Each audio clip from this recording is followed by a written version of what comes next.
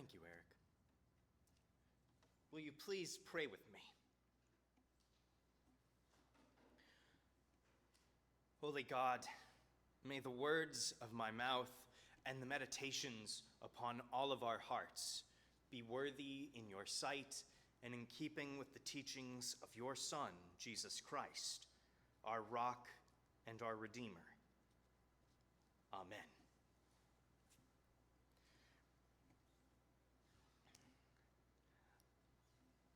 I'm going to be honest with you.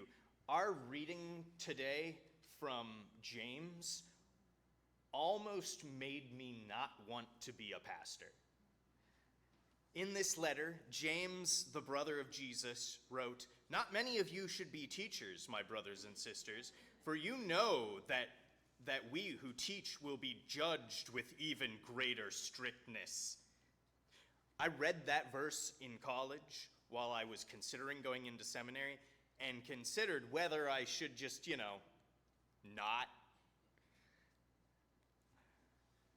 But if anyone has ever heard me rant about scriptures, pray for Lisette, I knew that I wouldn't be able to shut up about it even if I wasn't a minister. So, now you get me.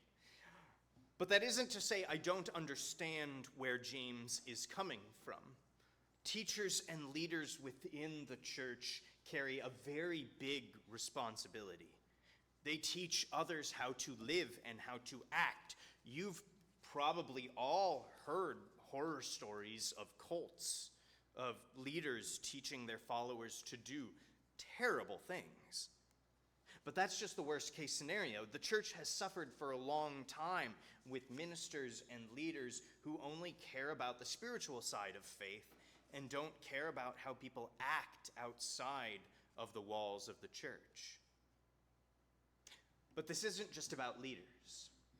When Jesus taught his disciples, he fully expected his disciples to be teachers to anyone that they encountered. This is why Jesus commands in the Gospel of Matthew, "Let your light shine before others, so that they may see your good works and give glory to the Father in heaven." Jesus knew that his disciples' actions meant just as much as their words, if not more. This is why he critiqued the Pharisees so often. Their actions did not match their faith. While James was supremely concerned about teachers, he had to be aware that teachers were not the only ones who could say the wrong thing. He addresses brothers and sisters when he talks about the risks of undisciplined speech. He compares the tongue to a fire and how words can start a wildfire.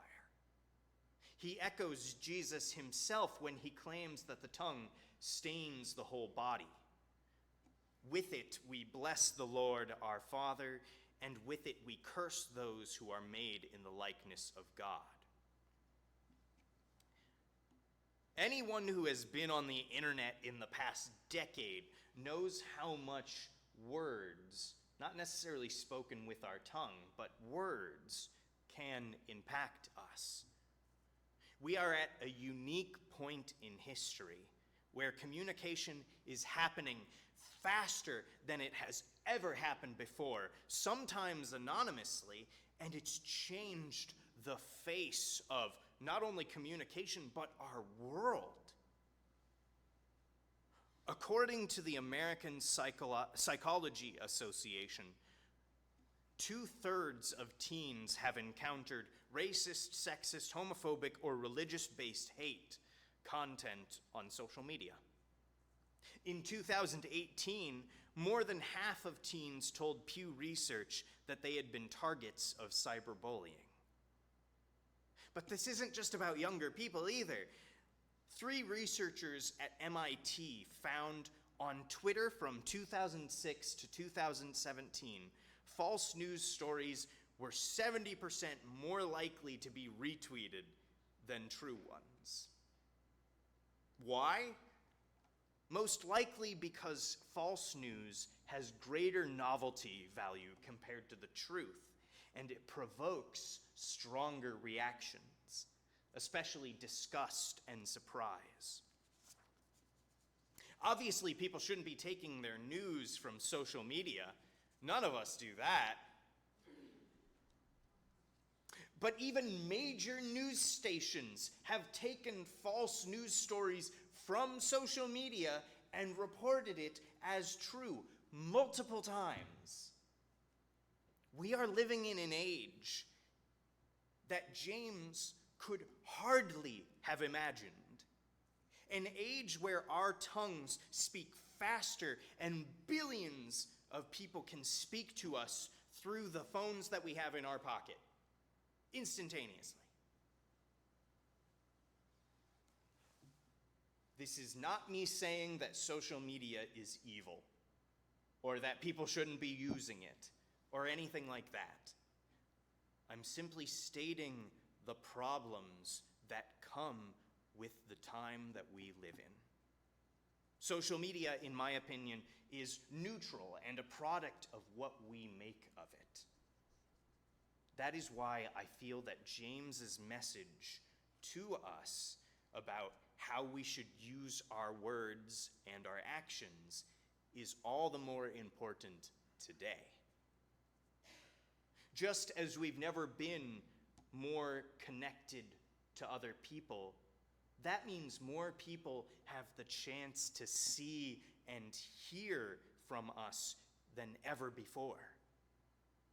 This is both a blessing and a curse. It's a blessing because when we do something good, it can reach more people. But it's a curse because when we mess up, it can reach more people. And the algorithm of social media tends towards showing the negative over the positive.